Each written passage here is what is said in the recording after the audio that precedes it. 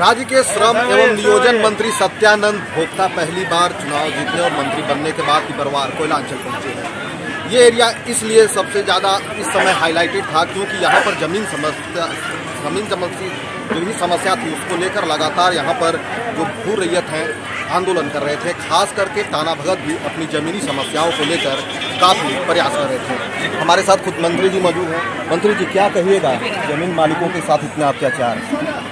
ये अभी जो मूलभूत समस्या है यहाँ की सब के उम्मीद और आशा था टंडवा के पिपरवार के नहीं पूरे जिला के कि एनटीपीसी मगध अम्रपाली अशोका कोलवरी खुलेगा तो करोड़ों लाखों लोगों को रोजगार मिलेगा, अच्छा दिन आएगा, हर घर में खुशहाली हरियाली होली दिवाली मनेगा।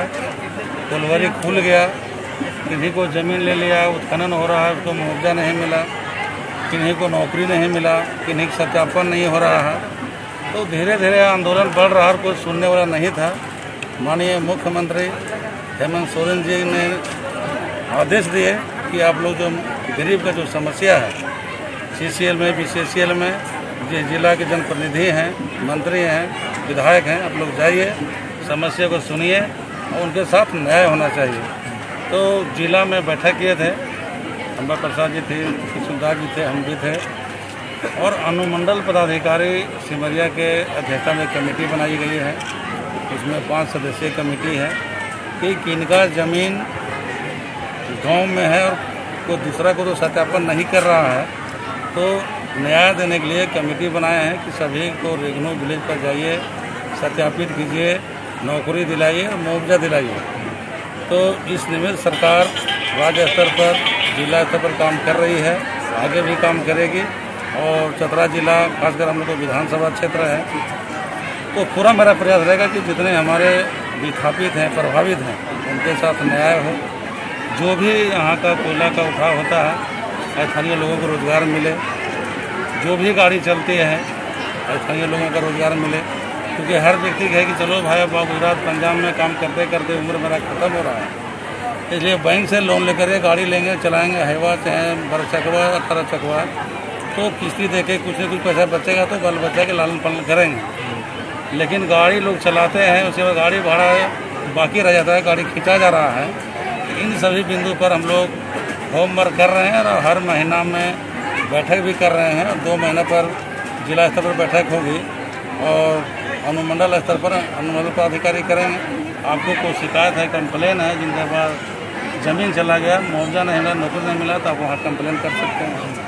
एक दूसरी बात, यहाँ के ग्रामीणों पर हाल में ही पेरोल फंडी का भी आरोप लगाया गया था, मामले भी दर्ज हुए थे, जिनमें 2-4 लोग ऐसे थे जो है ही नहीं, लेकिन उनको भी मामला दर्ज किया गया था। तो दूसरी मामला को कुछ नहीं कहना है, लेकिन जो अभी जो मांग जो 11 सूत्रीय मांग रखा है, इस मांग पर सरकार विचार करेगी और हम लोग उसको सहयोग करेंगे। हमारे साथ बड़का गाँव की कांग्रेस विधायिका अंबा प्रसाद भी हैं। इनका पूरा परिवार कहा जाए, इनके पिताजी से लेकर माताजी से लेकर और खुद आज ये जमीन समस्या को लेकर ग्रामीणों के साथ है। आप क्या कहना चाहिएगा इस मामले पर? देखिए, हर जगह विस्थापन का समस्या हावी हो रहा है और अब लोग जागरूक हो रहे हैं। कोरोना में अब इतनी बुरी हालत हो चुकी है कि लोग अब ये बर्दाश्त नहीं कर सकते कि वो ज़मीन ले ली है और उनके पास कुछ भी खाने के लिए भी लाले पड़ गए हैं। ये चाहे अम्रपाली का हो या फिर यहाँ पे अशोका पिपरवार या फिर हमारा पतरातू प्रखंड में जो NTPC है या जिंदल है, या देख लीजिए आप यहाँ पे बड़का गांव का जो NTPC का जो मामला अभी चल रहा है। और हम लोग हर जो अभी हमारे माननीय सत्यानंद भोक्ता मंत्री जी ने बोला कि हम होमवर्क कर रहे हैं, हम लड़ाई भी लड़ रहे हैं। और अभी तक हमने ऐसी कई सारी बैठकें की हैं जिसमें कि और विधानसभा में भी हमने इस मामले को रखा है, जिसमें हमारे मुख्यमंत्री खुद उठकर उन्होंने बोला है कि हम विस्थापन आयोग का गठन करेंगे, जिसमें जड़ से ये सारे विस्थापित प्रभावितों का समस्या जड़ से निदान हो, ख़त्म हो। और इसके लिए सरकार भी गंभीर है। अभी देखिए, मंत्री जी भी वहाँ पे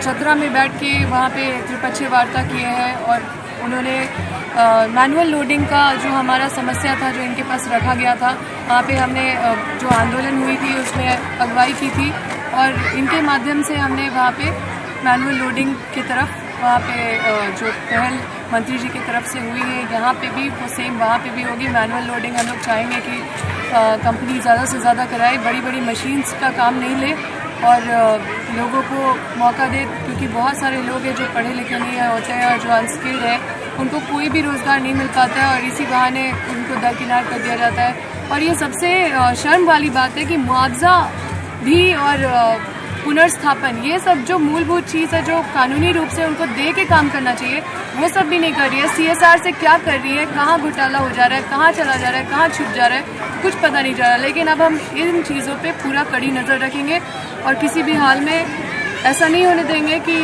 कंपनी मनमानी करती रहे।